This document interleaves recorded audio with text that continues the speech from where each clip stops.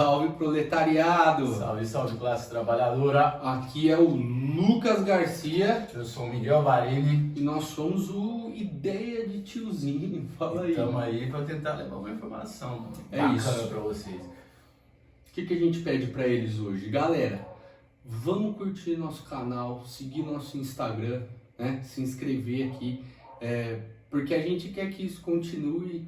E é importante continuar essa troca de ideias com vocês. O feedback até agora foi muito da hora. Então a gente agradece e pede, por favor, manda pro seu amigo. Aquela hora que você for lavar uma louça, que você for estender uma roupa, escuta o nosso podcast. Curta o canal, acione o sininho, compartilhe. Bom demais. É isso. Enfim, hoje nós vamos concluir o vídeo anterior falando sobre a CPI, né?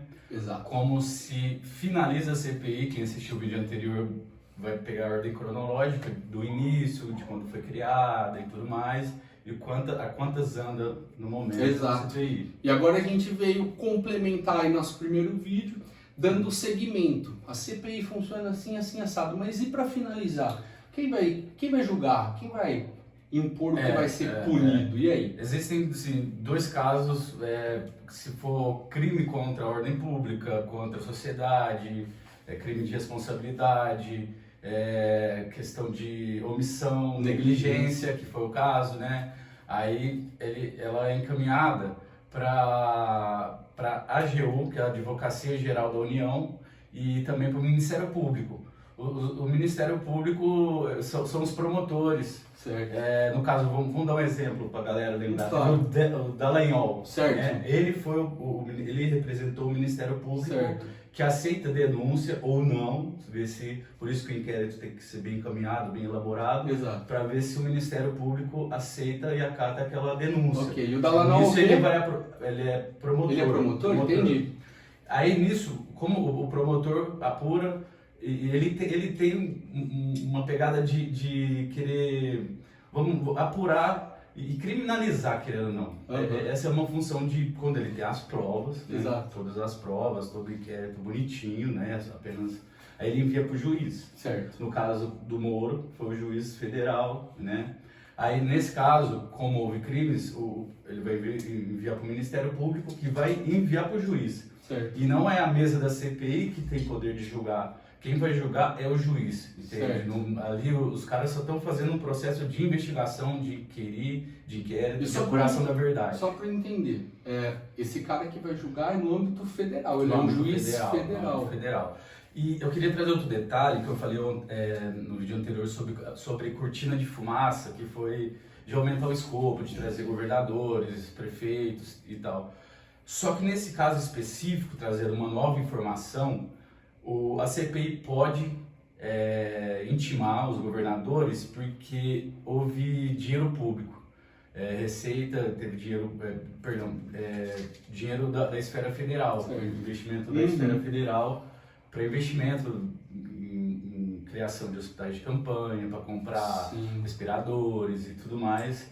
Nesse caso, eles podem sim ser intimados. Certo. Só que igual hoje, o governador do Amazonas, que eu anotei o nome aqui, o Wilson Lima do Amazonas, ele não compareceu ao CPI com um habeas corpus que a Rosa Weber concedeu a ele. A Rosa Weber teve o que ela acatou é que disse assim, como ele já está sendo investigado pela PF, certo, pela Advocacia Geral da União, já tem instituições ali investigando ele. Certo. E o que é o habeas corpus nesse caso? Ele tem o direito de não ir, certo, de não comparecer sem ser penalizado. Ele era um intimado ou um convidado? Ele não, intimado. Entendi. Então ele precisava desse habeas corpus para não ir. Exato, foi necessário, foi um instrumento legal que ele usou. Assim como o Pazuello, o Pazuzu, ele teve esse habeas corpus, só que chegou lá agora vou dar opinião, porque agora a opinião... Indissociável um pouco da nossa opinião. Enfim, ele respondeu tudo desconexo, só defendeu... Usou muitos dados não reais, de fato. De fato usou dados não reais. E eu acho que ele brincou com a cara do brasileiro. Sim. De verdade. Sim. Essa é a minha opinião. E assim, esse habeas corpus, por quê? Dentro da CPI, se ele mentir, se ficar comprovado que ele mentiu, ele pode ser preso em flagrante. Já teve um caso do... Nossa, eu vou lembrar o nome agora durante a gravação, eu volto a falar para vocês. Que ele mentiu muito, chegaram até a cogitar a prisão dele em flagrante, só que o presidente Omar Aziz, o presidente da CPI, ele não quis. Mas assim, o habeas corpus é para isso, é para ele não ser preso porque ele está sob juramento. E se ele mentir sobre o juramento, é um crime. Entendi. Né? Então, assim, e ele tem o direito a não produzir, quando ele consegue esse habeas corpus, ele tem direito a não produzir provas contra ele mesmo. Entendi. Agora, quando ele não tem esse habeas corpus, ele é obrigado a responder. Certo. Se ele falar verdade ou mentira, vai ter essa questão que eu falei de você ser preso em flagrante. Só que você vai tudo muito do ambiente da casa. Entendi. O jogo político é complicado, né? Complicado. Mas só para te perguntar, então, talvez para o caso do Pazuello, como de fato ele usou dados falsos e informações escusas, ele tinha um habeas corpus para se preservar? Falso, vamos falar...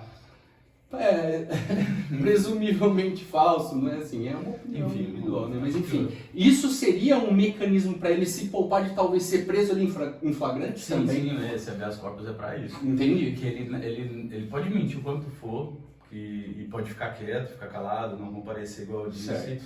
que ele não vai ser preso. Então, uma dúvida... Ele está sobre essa proteção jurídica. Certo, de não produzir provas contra si, né? Mas assim, então se ele está ali e mentiu, com esse habeas corpus, o que vai levar ele a ser punido se é constatável que ele mentiu ali?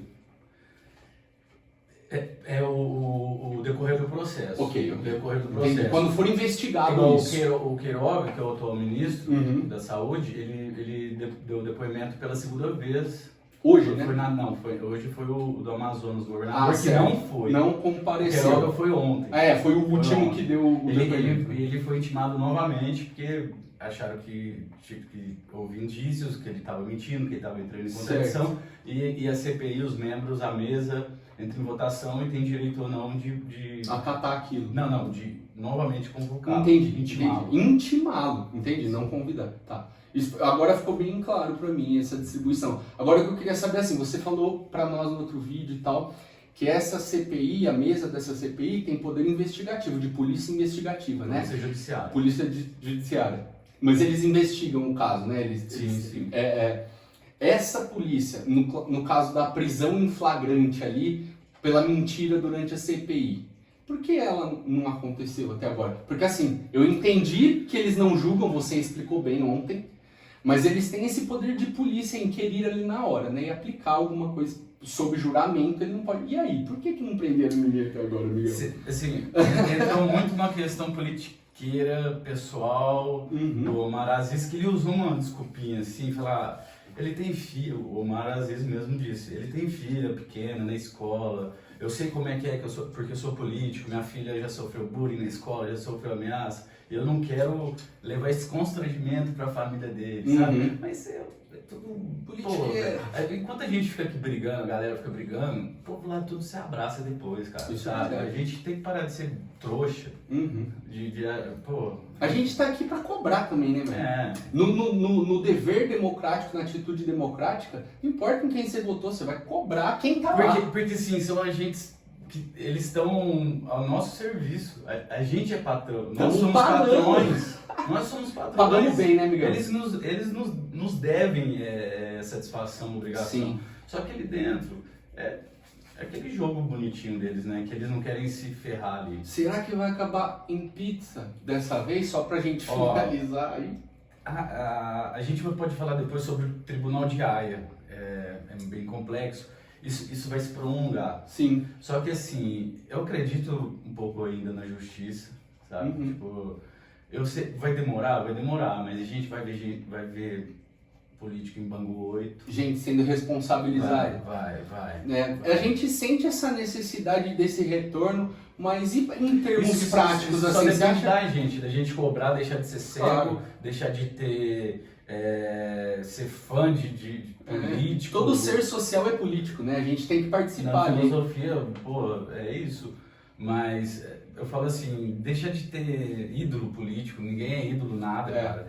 Porque entra muito a questão de Max Weber, você deve ter estudado um pouco de Weber, que tem as 3 dominações de Weber.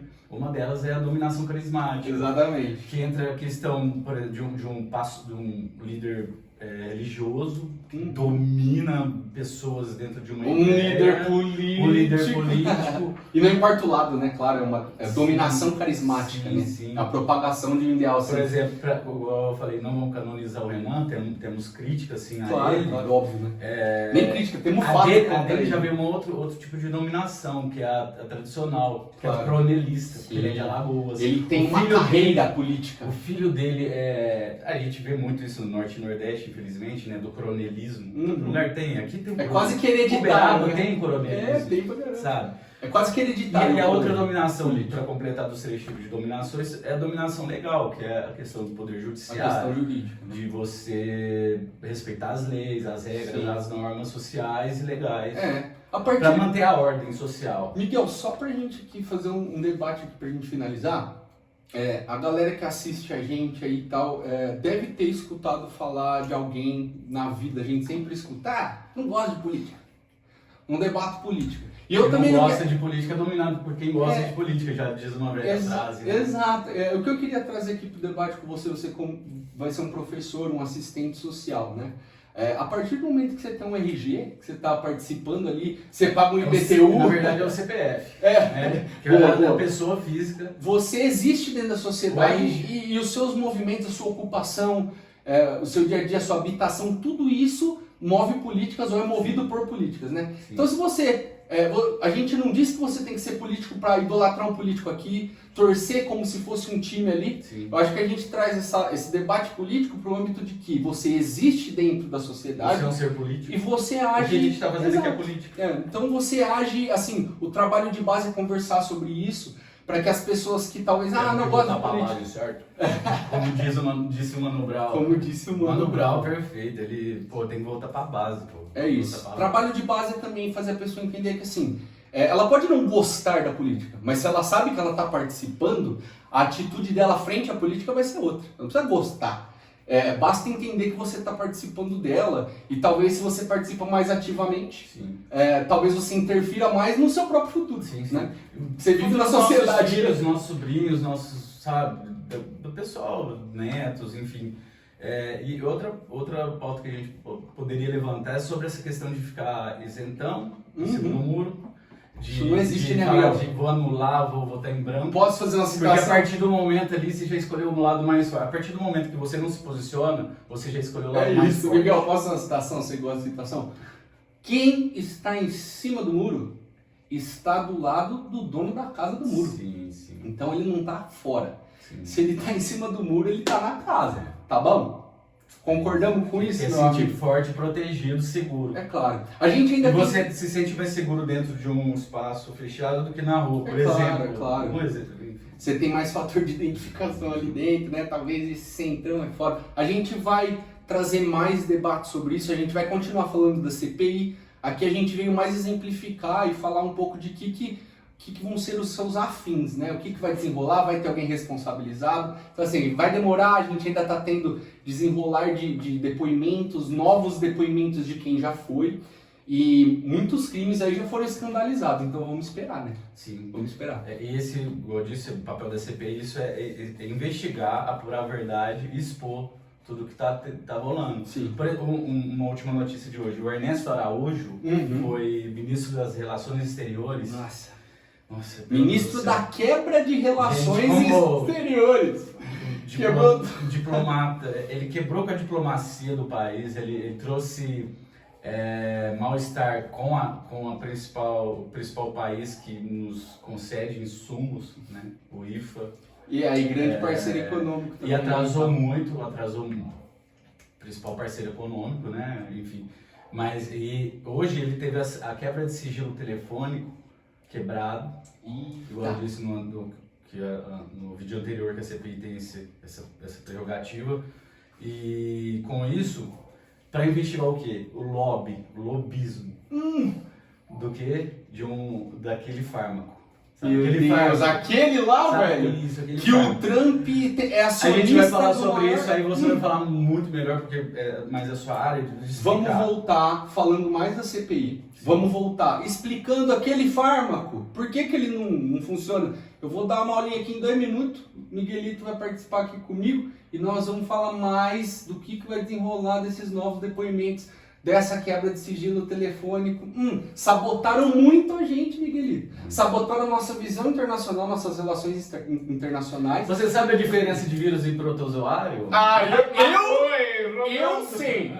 Eu sei. Mas a doutora... E olha, eu não tô sendo elitista aqui não, porque no próximo vídeo, no nosso próximo podcast, eu vou fazer você saber a diferença em 2 minutos. O que não é nada de...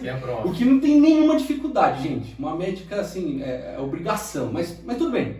Vamos para depois isso aí? Vamos. Galera, curte o vídeo, compartilha com o familiar, compartilha com o amigo, escuta lavando louça. Inclusive, deixa comentado aqui embaixo, eu escuto em tal horário, eu escuto tal dia. A gente vai fazer uma pesquisa lá no nosso Instagram, porque a gente está montando aí nossa grade. Sim. Todo dia acontece Obrigado coisa. pelas sugestões aí, galera. O feedback de quem mandou um salve foi muito da hora. Um salve dando uma força, uma mensagem, pô, Uma legal, coisa que a gente... gostei do formato, vocês falaram bacana, tipo... Obrigado demais. Críticas também, queremos críticas, Claro. lógico, a gente não quer só expor os louros. A gente tem esse conceito entre nós também, que assim, a gente quer que todo mundo escute isso daqui, Sim, certo? sim. Então assim, não quero entrar Só que no- temos um lado, É vamos deixar lógico, bem é claro, lógico. tá? A gente tem o lado da verdade, o Só que lado o da diálogo ciência. vai ser plural. A gente Exatamente. vai abrir para todo mundo. Tem um grande amigo aí que uma hora eu vou chamar ele também, enfim. Nós vamos convidar a gente para vir aqui, né? Então deixa aí, quando eu escuto, que dia eu escuto, que hora eu escuto, o que eu quero escutar aí, quem que eu quero que vá, de que área, né? Nós vamos chamar psicólogo, nós vamos chamar médico, nós vamos chamar a porra toda, certo? E vamos trazer para esse espaço que é plural. Então é para todo mundo escutar, aqui não tem um embate pessoalista com ninguém, a gente quer que você debata aqui junto com nós. O que vocês acharam? Isso aqui é uma mensagem subliminar, tipo, Pra quem tá escutando só no Spotify, nós temos uma representação aqui, camisetinha da CBF de ponta cabeça.